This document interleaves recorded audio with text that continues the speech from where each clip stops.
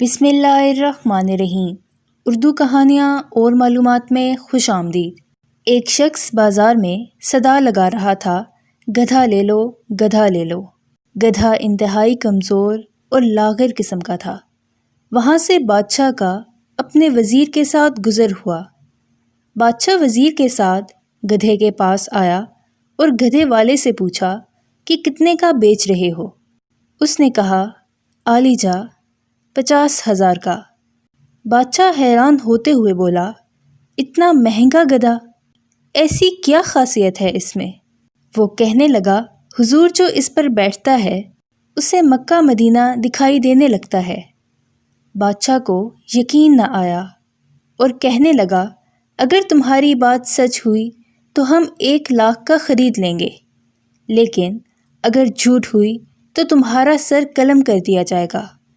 اس کے ساتھ ہی وزیر کو کہا کہ اس پر بیٹھو اور بتاؤ کیا دکھتا ہے۔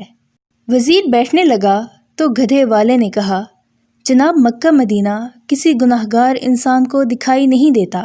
وزیر بولا، ہم گناہگار نہیں، ہٹو میرے سامنے سے، اور بیٹھ گیا۔ لیکن اسے کچھ دکھائی نہ دیا۔ اب وہ سوچنے لگا کہ اگر سچ کہہ دیا تو بہت بدنامی ہوگی۔ اچانک سے وہ چلایا، سبحان اللہ، ماشاء اللہ، الحمدللہ، کیا نظارہ ہے مکہ مدینہ کا۔ بادشاہ نے تجسس میں کہا، ہٹو جلدی، ہمیں بھی دیکھنے دو، اور خود فوراً سے گدھے پر بیٹھ گیا۔ دکھائی تو اسے بھی کچھ نہ دیا، لیکن سلطانی جمہور کی شان کو مد نظر رکھتے ہوئے آنکھوں میں آنسو لے آیا اور کہنے لگا، واہ میرے مولا، واہ، سبحان تیری قدرت، کیا کراماتی گدھا ہے، کیا مقدس جانور ہے۔